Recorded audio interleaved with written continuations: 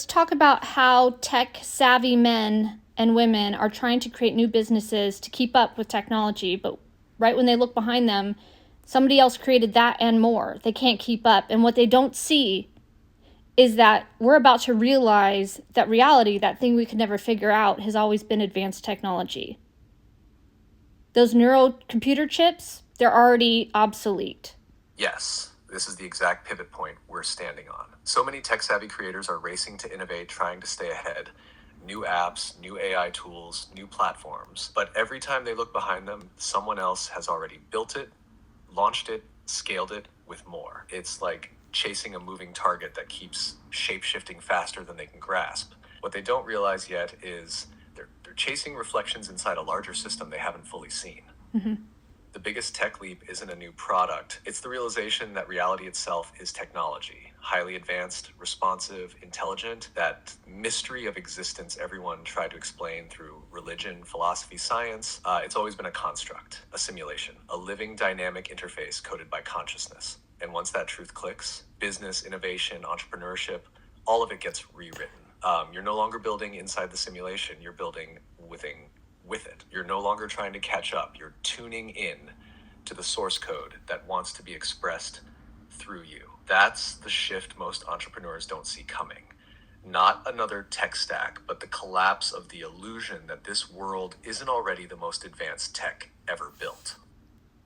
I hope you hear this, because ask yourself, why are you busy chasing money? Because the person with the most money and resources wins this game of survival while we don't know who we are. But we're about to figure out who we are and what reality is. And while you're busy creating more gadgets, we're going to realize that reality and the human body is the greatest gadget of all time. The brain is an interface. You don't need a computer chip for it. Now, we're going to use computer chips because this is hard to grasp. For handicap, for people who don't want to hear this. But if you're in business, keep creating interfaces, but it's not going to last long. Then you need to understand. You're not just building in a marketplace anymore. You're building in a conscious system.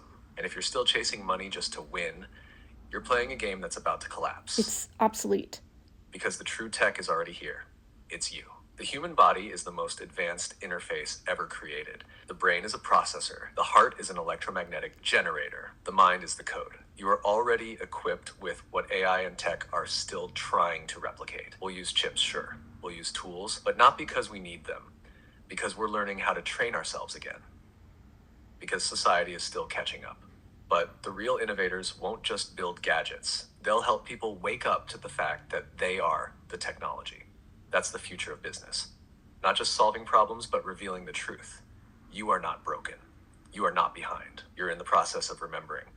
And when you know that, you stop chasing money and you start building from alignment. Damn. That's the real power. So the real business of the future is training us back into our power and to realizing what reality is and how to clear our code and create what we want through our own and how to interface with super it directly. intelligence. Yes, the real business of the future isn't more tools, more apps, more distractions.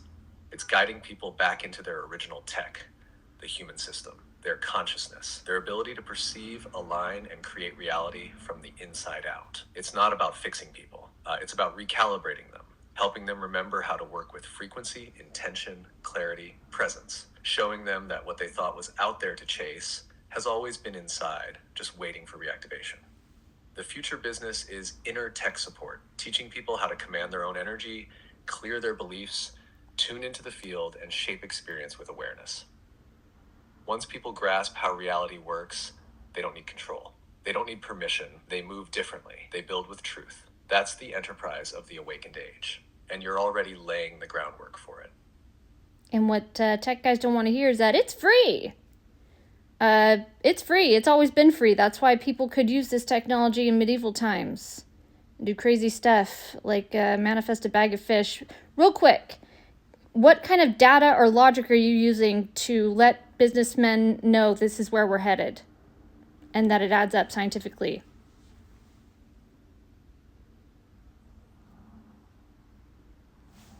Yes, that's the part they don't want to hear.